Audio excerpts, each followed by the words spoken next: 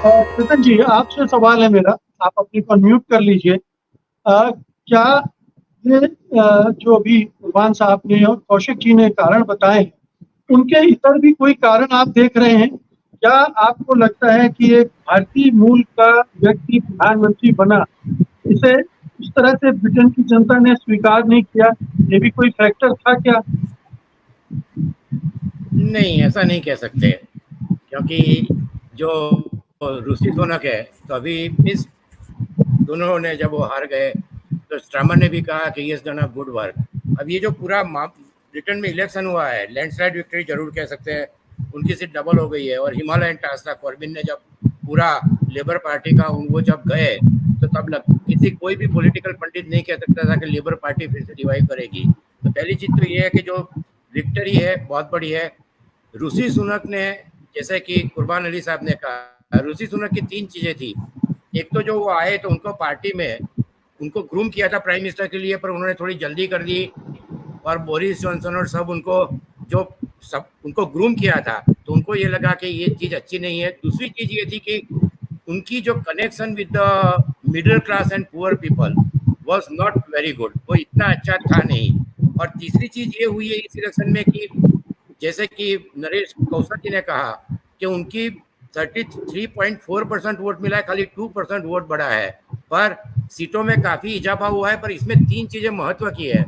एक तो जो कंजर्वेटिव पार्टी के वोट थे, तो कई सीटों में 20% स्विंग आया है, तो लेबर को ज्यादा सीट मिली है। वेल्स में उनको एक भी सीट नहीं मिली है, जो बहुत महत्वपूर्ण है। वो थोड़ा उनके लिए आगे जाके प्रॉब्लम हो सकता है। और पर्टिकुलरली स्कॉटलैंड की जो पार्टी थी एसएनपी, उनको 38 सीट का जो लॉस हुआ है, खाली 9 सीट मिली है। वहां इंटरनल स्ट्राइक इतनी है कि 2007 से हमेशा दे आर रूलिंग स्कॉटलैंड, और 2014 के बाद उनको हमेशा मेजोरिटी मिली है। तो ये सारे फैक्टर को हम गिने तो जैसे कि मल्टी पार्टी इलेक्शन इंडिया में होता है, उस तरह जो वोट परसेंटेज नील फारेज पहली बार इलेक्शन जीते हैं, उनके 4 आए, तो वो कहता है 8 अटेम्प्ट के बाद जीते हैं, 8 time is a charm number for him. S&P का पूरा वो हो जाना, और साथ में जो नॉर्दर्न आयरलैंड है, वहां भी सीन फेन को 7 सीट मिली है।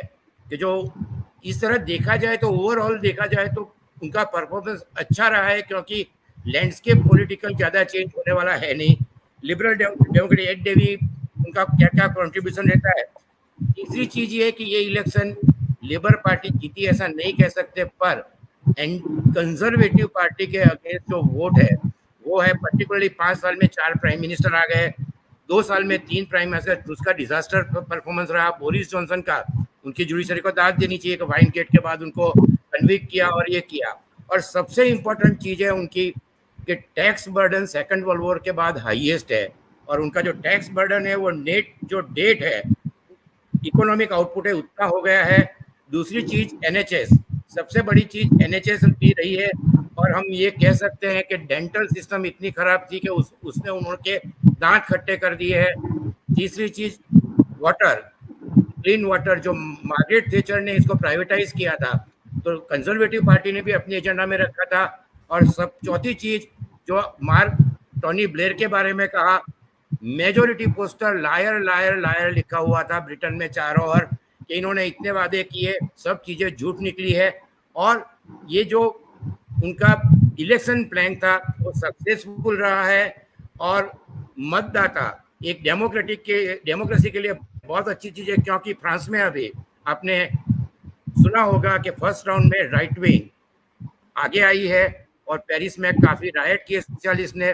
तो इस इलेक्शन का 2-3 चीजें इंपॉर्टेंट है कि डेमोक्रेसी के लिए बहुत अच्छी चीज है, लेबर पार्टी है, सो राइट सेंटर राइट कह सकते हैं। और इसका थोड़ा बहुत इम्पैक्ट, यदि जो मोसाद के चीफ कुवैत में गए हैं, तो रिजल्ट तो पहले से एग्जिट पोल में क्लियर था कि ब्रिटेन में लेबर पार्टी आ रही है। शायद अमेरिका रिजल्ट में भी जो यदि पैलेस्टाइन वॉर का और गाजा वॉर का कुछ सॉल्यूशन आएगा, तो ये अमेरिका के लिए भी काफी इंपॉर्टेंट रहेगा। उनकी जो पॉलिसी है वो मुझे लगता है कि उन्होंने क्लियरली कहा है कि मैं अमेरिका जैसे करेगा वैसे ब्रिटेन उनके साथ जाएगा। अब पर ओवरऑल चेतन जी, इस लेबर पर पार्टी आते की हैं।